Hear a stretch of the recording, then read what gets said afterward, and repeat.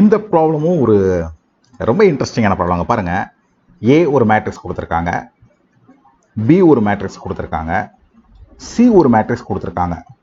ஒரு கண்டிஷன் சொல்கிறாங்க. என்ன சொல்கிறாங்க? ஏ ஒரு unknown matrix X into B, அது சிக்கு ஈக்குவல்னா இந்த எக்ஸ் என்னன்னு கேட்குறாங்க. அது என்ன சொல்கிறாங்கன்னா, ஏ மேட்ரிக்ஸ் ரைட், அதை ஏதோ ஒரு தெரியாத மேட்ரிக்ஸ் எக்ஸ் அதோட மல்டிப்ளை பண்ணுறோம்.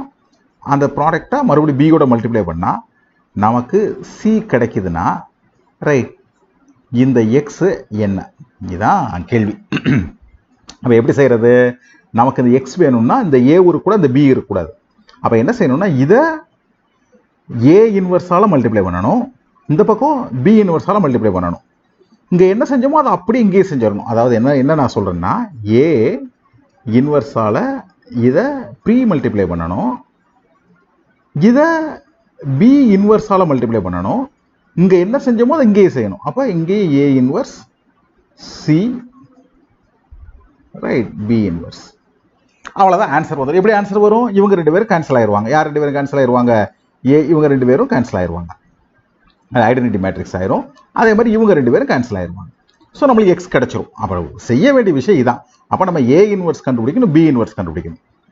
ரைட், இப்போ கண்டுபிடிக்கலாம். ஒரு ஸ்டெப்பில் கண்டுபிடிச்சலாம்னு நினைக்கிறேன். ஏ எவ்வளோ கொடுத்துருக்காங்க? 1 -1 2 0. சரியா? ஸோ இதுக்கு அப்போ எப்படி இன்வர்ஸ் கண்டுபிடிக்கிறது? ரைட், 1/டெல்டா. டெல்டா எவ்வளவுங்க? 0 -(-) +2. ஸோ 1/2. ரைட், இதுக்கு அட்ஜாயிண்ட் எடுக்கணும். ஸோ அட்ஜாயிண்ட் எடுக்கிறதுக்கு இதை அப்படியே என்ன செய்ய வேண்டியதா? மாற்ற வேண்டியதா? 0 1. இதுக்கு சைன் சேஞ்ச் பண்ண வேண்டியதா? 1 -2. ஸோ ஒரு ஸ்ட்ரோக்கில் ஏ இன்வர்ஸ் கண்டுபிடிச்சிடலாம். ஸோ பி இன்வர்ஸ் எப்படி கண்டுபிடிக்கலாம்? B is equal to 3 -2 1 1. சரியா? ஸோ பி இன்வர்ஸ் எப்படி கண்டுபிடிப்பீங்க? B inverse is equal to இதனுடைய 1/டெல்டா. ஸோ 3 -(1 × -2). அப்போ +2 3 5. ஸோ 1/5. சரிங்களா? தென் இதுக்கு அட்ஜாயிண்ட் பார்க்கணும். அப்போ 1 3 பொசிஷன் மாறிடும். 1 3. இந்த 1 இந்த -2 சைனை இன்டர்சேஞ்ச் பண்ணிக்கிடும். ஸோ 2 -1.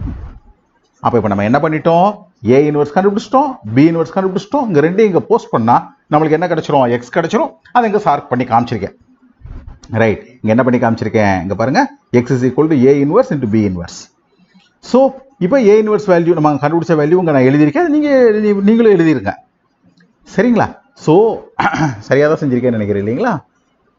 ஓகே, எஸ், கரெக்டாக தான் என்ன செஞ்சுருக்கோம்? நம்ம பண்ணியிருக்கோம்.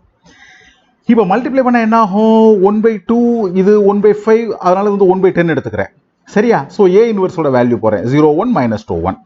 ரைட், சியோட வேல்யூ போடுறேன். இந்த இருக்கு சி 1 1 2 2. சரிங்களா? B inverse 1 2 -1 3. இதை எப்படி மல்டிப்ளை பண்ணுறது? அதை நான் கண்டிப்பாக சொல்ல வேண்டாம்னு நினைக்கிறேன். ஏன்னா அது வந்து ரொம்ப 2/2 மேட்ரிக்ஸை மல்டிப்ளை பண்ணுறது. ஆக்சுவலாக ஒரு விஷயம் மட்டும் சொல்லலாம், இதை ரெண்டே முதல் மல்டிப்ளை பண்ணிக்கோங்க, அதுக்கப்புறம் இந்த ரிசல்ட் இதோட மல்டிப்ளை பண்ணிக்கோங்க. சந்தேகம் இருந்துச்சுன்னா அந்த பேஜை நீங்கள் என்ன செஞ்சுக்கோங்க, அப்படியே வந்து பிரிண்ட் ஸ்க்ரீன் போட்டு செக் பண்ணிக்கோங்க. சரியா? எஃபெக்டிவாக எனக்கு என்ன கிடைச்சிருக்கு? எக்ஸ் இஸ் ஈக்குவல் டு 0 1 0 0 கிடைச்சிருக்கு. ஆனால் இது கண்டுபிடிச்ச உடனே ப்ராப்ளம் முடிஞ்சிருச்சுன்னு நினைக்காதீங்க, செக் பண்ணுங்க. சரிங்களா? நமக்கு இந்த இது உண்மையாக இருக்கணும். சரியா? நாங்கள் இங்கே செக் பண்ணி காமிச்சிருக்கேன் பாருங்க. ஏஎக்ஸ்பிசி வரணும். ஸோ ஏவோட வேல்யூ 1 -1 2 0 போட்டிருக்கேன்.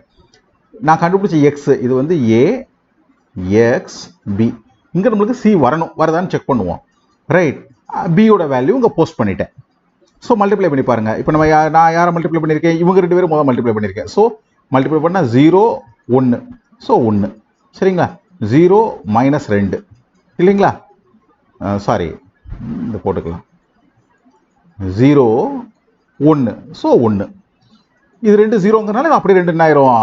0 ஆயிரும். ஸோ இந்த பிரச்சனை முடிஞ்சு போயிடுச்சு. Then this is 1 -1. So 1 0. So போட்டுக்கலாம். ஸோ ஃபர்ஸ்ட் காலத்தில் பண்ணும்போது 1 0 கரெக்டாக போயிடுச்சு. 1 ஓகே 1 0. இந்த 1 சரியாக போயிடுச்சு. This is 2 0. இதுவும் சரியாக போயிடுச்சு.